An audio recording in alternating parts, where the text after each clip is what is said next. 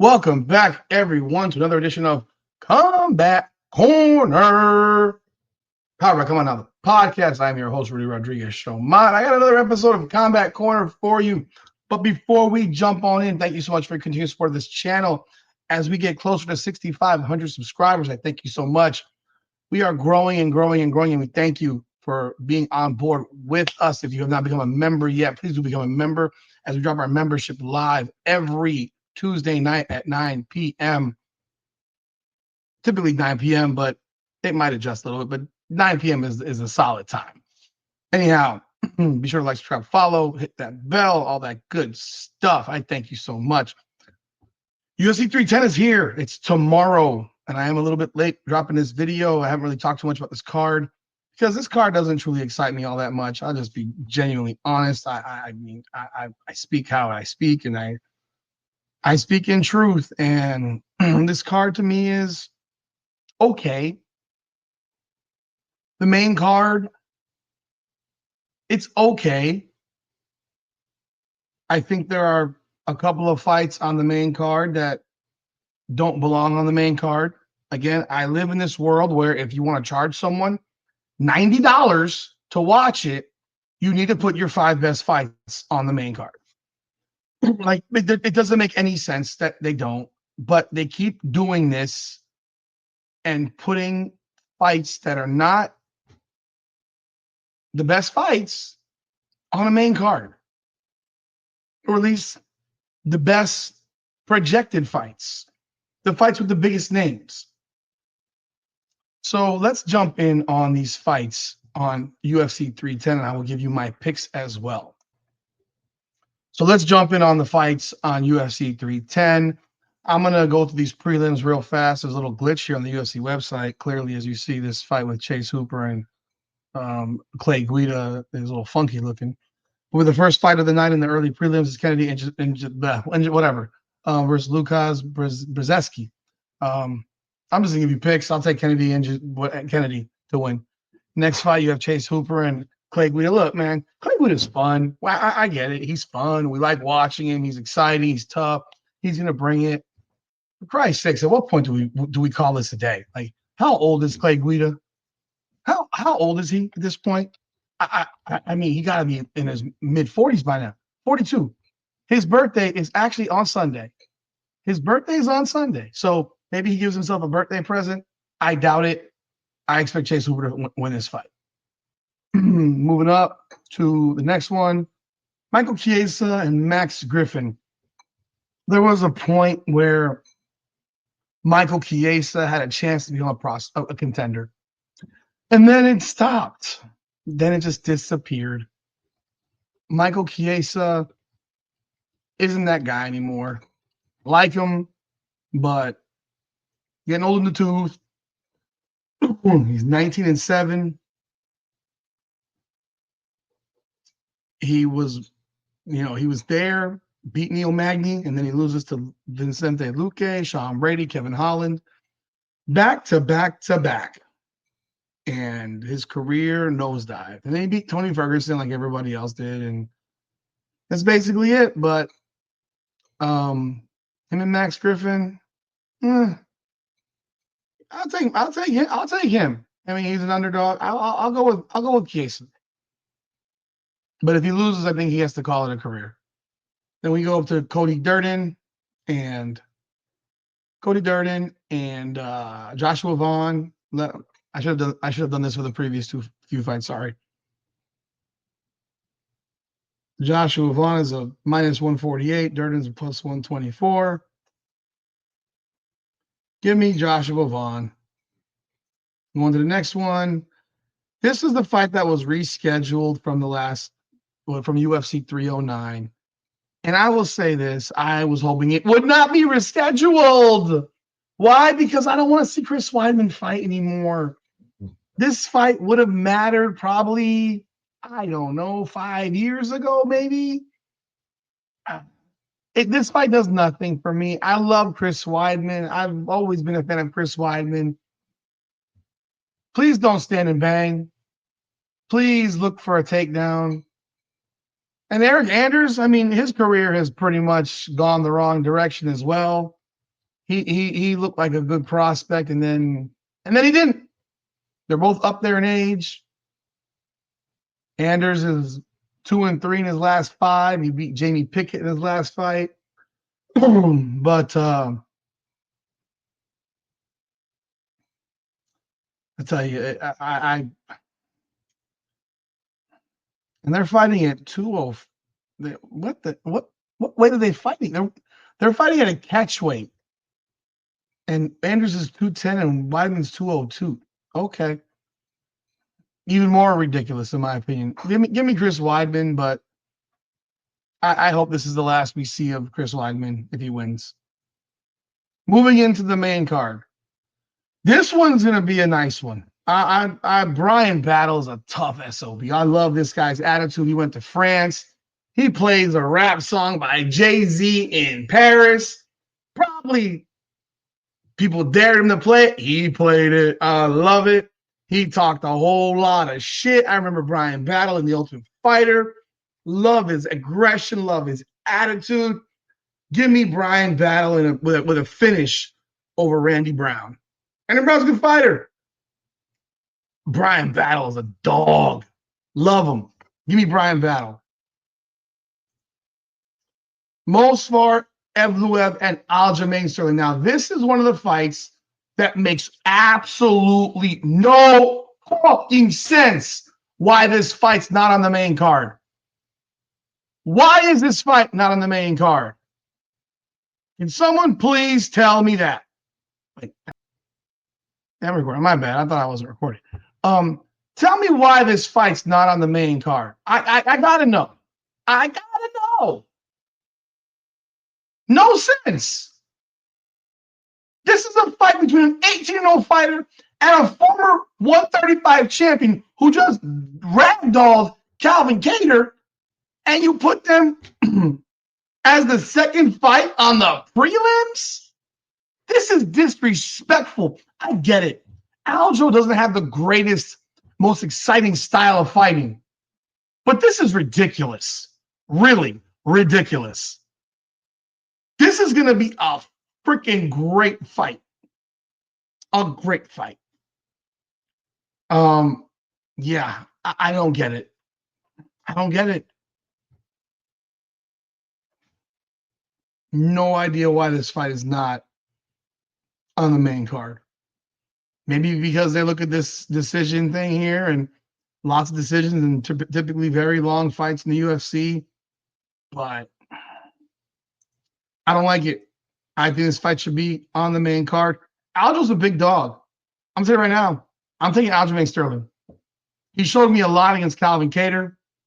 I think he has the ability to control the fight. I like Calvin Kattar. I like Aljamain Sterling. After I saw what he did with Calvin Kattar, I'm excited to see what Aljo can do against Movsar Evloev and give him his first loss. Give me Aljo. But this fight should be the main card. It's ridiculous that it's not. It should open this card. It should, honestly, it probably should be the third fight on this card after the main event and Shavkat Rakhmonov and Ian Garry. I would open the card with Cyril Gane and Volkov. Vicente Luque, Themba Gorimbo. Give me Vicente Luque in this one. This is another one. I mean, you could push this one up. Like, this is the third fight on the prelims. Weird. I know that Vicente Luque will always bring it. I look forward to watching this fight. Pretty sure this is the guy that The Rock helped. If I'm not mistaken. Yeah, this is the guy that The Rock helped. You know, Themba Gorimbo has a great story. Very giving guy. The Rock took care of him, and he took care of his people in his country. Gotta respect that. Gotta respect the heck out of this guy, Gorimbo. But I like Vicente Luque. Dominic Reyes and Anthony Smith. Dominic Reyes and Anthony Smith. Anthony Smith didn't make weight. That should tell you all you need to know. He didn't make weight. Anthony Smith's career is at the end. And I wish he would have already called it a career, but he didn't. You have a guy who has largely gotten his butt whipped over the last 6 fights. He has the one split decision win over Ryan Spann and a guillotine over Vitor Petrino. Got beat up by Roman Dolidze, which was kind of embarrassing for him. Khalil Roundtree knocked him out. Johnny Walker beat him. Magomed Ankalaev beat him. It's over.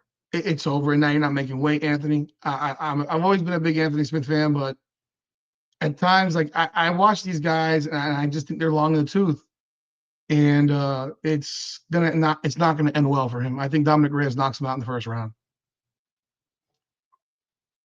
But also, this fight should be the main card. The 2 fights that I just mentioned, Aljo and Evloev and Dominic Reyes and Anthony Smith should be the main card. I just don't understand how you have a fight with these types of names. This is a December close out the year card. I remember when these cards used to be at the end of the month. It used to be the final week of the month. Now they're putting them on December 7th. They've taken away the luster of being on that end of the year card. They just have. This just goes to show you that things in the UFC just at times I don't know what they're doing. Now we're moving to the main card. Nate Landwehr, Du Hoi Choi. I don't get it. I don't get it. You got to explain this to me. Why? Why is this fight on the main card? Neither guy is remotely close to being a contender. Neither guy is all that well known. And you're going to throw this freaking card, this fight, on the main card of a December pay-per-view when you have 2 top 10 guys fighting on the prelims. I don't get it. These are the things that the UFC has been doing over the last few years. That's just frustrating. I mean, Du Ho Choi was the guy that had that slobber knocker with Cub Swanson. Then he lost 3 straight fights, had a draw. And then he won his last fight over Bill Algeo with a TKO punch. This was in July. If this fight stays standing, I like Du Hoi Choi. I think he's going to throw hands. If it doesn't, I like Du Hoi Choi. Bump that. I like Du Hoi Choi. And I know he's a big dog. Wait, I'm sorry. It's a different fight. That's the fight up here. No, he's not that big. He's a plus 120. I like Du Hoi Choi in this fight. He's gonna come throw down, but I don't know why this fight's on the main card. Doesn't make sense. Moving to another one. I know why this one's on the main card. I know why it is, and it should not be. 2 guys coming off of a loss. Kron Gracie is insignificant in the UFC. There's nothing that supports him being on the main card of this fight, of this card.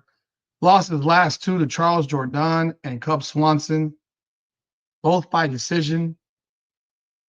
His first 5 fights he won by submission. I don't give a shit. Like, I don't care about this fight.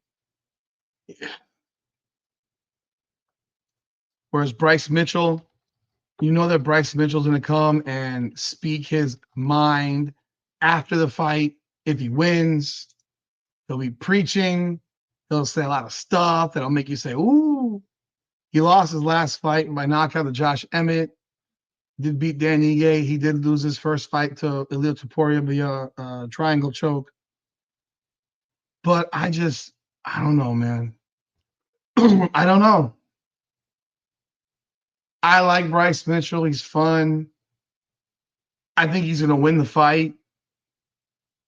But this fight has no business being on the main card. None at all. None at all. Like, why do they keep doing this? Why do they keep doing this? I don't get it.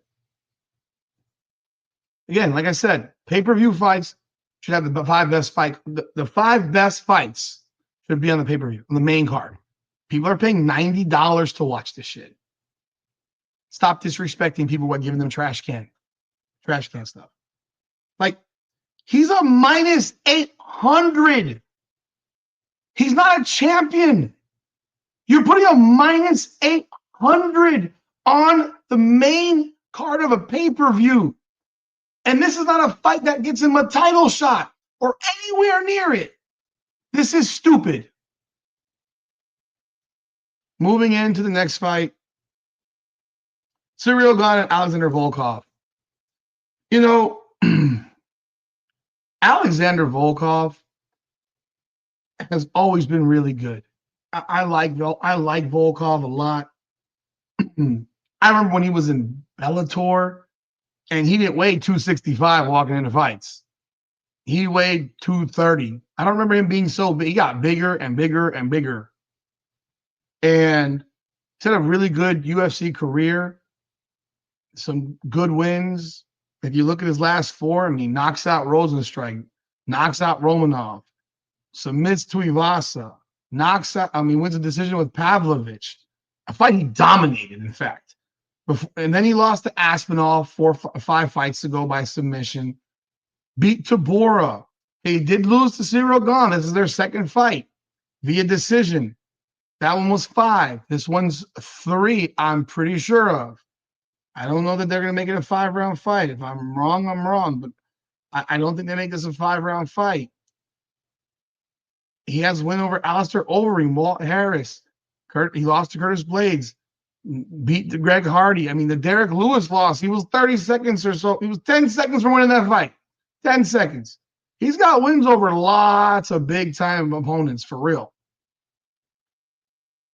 He did lose to Ciryl Gane. Now, Ciryl Gane is coming off of that embarrassing performance against John Jones, where he flat out didn't show up and then says he didn't feel like himself and all that cute stuff to make yourself feel more confident in the fact that you lost in an embarrassing fashion. The one thing that he doesn't have to worry about, though, in the fight with Alexander Volkov is Volkov going for a takedown. I have as much chance of becoming 7 foot tall as Volkov would go for a takedown. It won't happen. This is going to be a stand-up fight. And Ciryl Gane is, if he's loose and he's moving and he's fluid, he can win. But I don't know how you mentally recover from just being embarrassed. Not that he lost. Losing is one thing. It's that he was embarrassed.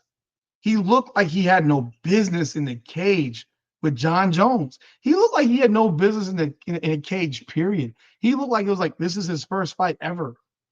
And he was scared shitless. And because of that, I'm going to take Alexander Volkov by knockout. I'm going to take him by knockout. I think this could turn into a firefight, and if it turns into a firefight, I like Volkov knockout.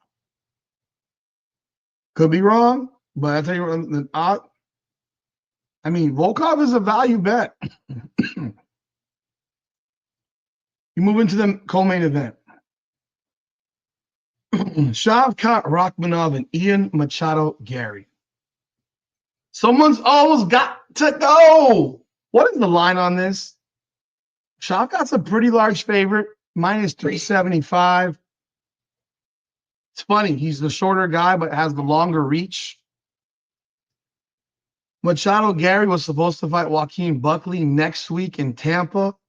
He just, he was called up to jump in this fight because this was supposed to be the original main event of this card with Shavkat fighting Bilal Muhammad for the title. Bilal drops out because of injury. People that were talking about this should be an interim title, you're out of your damn mind. Bilal Muhammad just won the belt a few months ago. He'll be back in 2 or 3 months. Like, chill the freaking hell out. With all the fighters that have gotten the opportunity to hold for Christ's sakes, John Jones holds his bite, doesn't even have to fight the interim champion. This did not need an interim belt attached to it, but what it does do is it sets an actual real #1 contender, whereas I didn't think that Rakhmonov really had earned a title shot yet. I'm being completely forthright. People love him. You think he's a destroyer? I think the UFC wants him to beat Bilal Muhammad. Let's be real. They don't like Muhammad as champion. They can say it. They don't have to say it. But the fact they made him wait so long to fight Leon Edwards was ridiculous. But Ian Garry looked like absolute garbage against Michael Venom Page. All the shit talking. And he became a wrestler. He became a wrestler against Michael Venom Page. I get it. The goal is to win. The goal is also to look good and not look like a punk. And he looked like, starts with a B. Looked like a bitch. He looked like he wanted no parts of MVP. And MVP made one stupid mistake that gave the fight away. He would have otherwise, MVP would have won that fight. And he gave it away. But Garry didn't do anything to win that fight. He did nothing. He did nothing. Now, is this a 5-round fight or a 3-round fight? I don't know. Because they don't say it on here. I'm curious. I would have hoped that I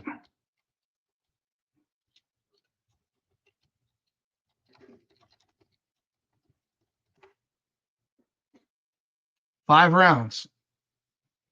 Okay. It is a 5-round fight.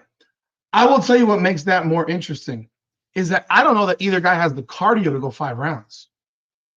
I don't know that either guy has the cardio to go 5 rounds. Like legitimately, like go for 5. This fight's not going to go 5 rounds. This fight's not going to go 5 rounds. I'm going to take Rakhmonov by round 3 KO. And we won't have to listen to Ian Machado Garry run his mouth anymore and talk a whole lot of shit on beating just a guy type stuff. Who is he even beating? Who is Ian Machado Garry even beating? Michael Page, Jeff Neal, Neil Magny. I mean, like, these are like Jags. These are just a guy. These aren't big time guys. I mean, the win over Jeff Neal, who was out of shape, was a split decision. He would have lost to MVP if MVP didn't make that one mistake in the 3rd round. Well, no, like Rakhmonov's going to sleep this dude by round 3. And then we move into the main event. Alexandre Pantoja and Kai Asakura. Folks, this is the bullshit that you think you'd see the UFC do 10, 15 years ago. We're going to go grab a guy who fights in another organization across the world that most UFC fans have probably never heard of. He's got some good wins in he got some good wins. But in Rising and all that, but beating Juan Archuleta gets you a title shot in the UFC. 2 fights ago, he lost. Like, he lost just 2 fights ago. Mind you, that was almost 3 years ago, but 2 fights ago, he lost. He has a win over Kyojo Haraguchi, earlier, 5 years ago. He has a loss to Manel Kopp. He does have a win over Manel Kopp as well. He does have a loss to Haraguchi also. I get what the UFC's doing, but the fact that we're pulling contenders from Rising, it's a bad look. This is your December card. I think Alexandre Pantoja is going to whoop his ass. I think he's going to whoop his ass. I'd rather watch Pantoja fight Moreno 10 times. Brandon Moreno again. I'd rather see him fight Brandon Moreno again. I have this is not a main event that makes you want to turn your television on. It really isn't. And that's why you have to also fill your main card with legitimate contenders and people that people know. Because this type of thing is crazy to me. I don't know. I like Pantoja. I think he wins this fight rather easily, whether it's decision or finish. I mean, Pantoja is shorter than him. I don't care. There is something to be said for the UFC bright lights and the way it can freak people out. You're being put in a championship fight. I think that's so disrespectful to the fighters that are in the UFC at 125. And I understand that this man has pretty much beaten everybody.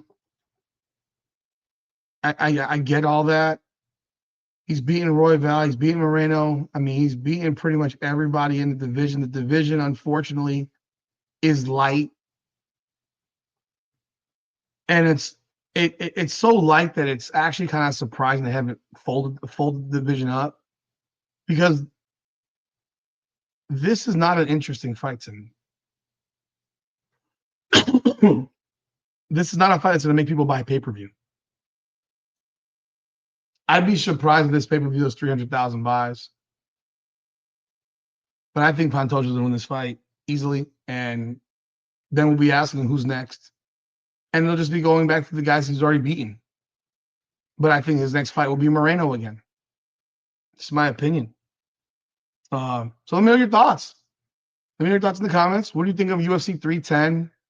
I think the card overall is a 4 or a 5.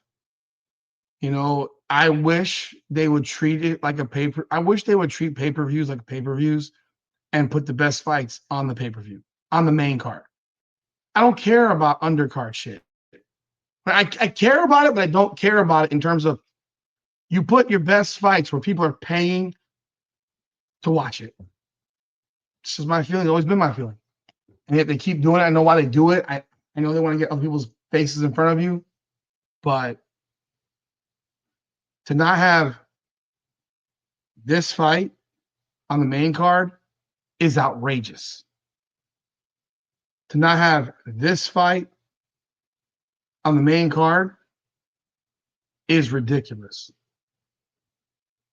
It's spinning too long. I don't know what's going on. To not have that fight is ridiculous. Heck, this fight would be a fight that I would love I would say would be a main card level fight. Because I think I think Brian Battle is a dog. He's a dog. He's gonna bring you some exciting shit. What are we gonna watch here? A wrestling match. This is a wrestling match. This is a grappling match. This motherfucker here's gonna lay on the ground and not do shit. But anyhow, let me know your thoughts in the comments. This is Combat Corner. Powered by Come On the Podcast. Give me your picks. Love to hear what you guys say. I'll see you soon.